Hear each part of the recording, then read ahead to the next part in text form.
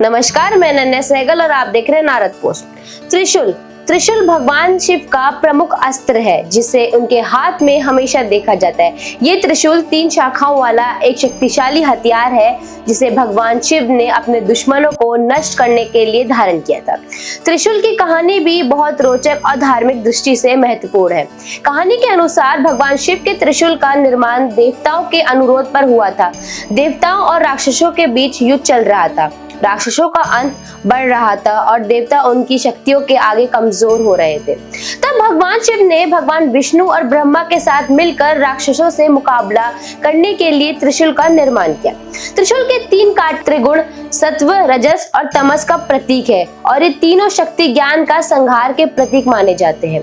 त्रिशूल का प्रतीक शक्ति। पहला कांटा ये दर्शाता है कि शिव की शक्ति अनंत और अविनाशी है। ये दर्शाता है कि शिव भगवान सब कुछ नियंत्रित करने वाले सर्वशक्तिमान है। ज्ञान। दूसरा कांटा ज्ञान का प्रतीक है जो जीवन और मृत्यु के चक्र को समझने के लिए आवश्यक होता है। ये त्रिकोण बुद्धि और समझ को व्यक्त करता है। तमस।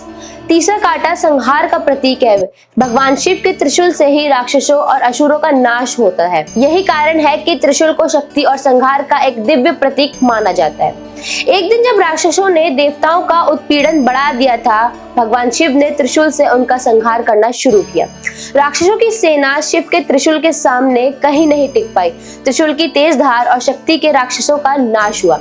यही कारण है कि त्रिशूल को भगवान शिव को अजय और दिव्य अस्त्र माना जाता है जो न केवल राक्षसों का संहार करने में सक्षम है बल्कि यह भक्तों को भी मानसिक और आत्मिक शांति प्रदान करता है। भगवान शिव का त्रिशूल केवल एक शस्त्र नहीं है बल्कि ये हिंदू धर्म में आत्म संयम, नियंत्रण और पूर्ण निर्माण का प्रतीक भी है। त्रिशूल के 3 कांटे ब्रह्मा, विष्णु और महेश शिव के त्रिदेव के प्रतीक माने जाते हैं। साथ ही ये जीवन के 3 पहलू उत्पत्ति, पालन और संहार को दर्शाता है।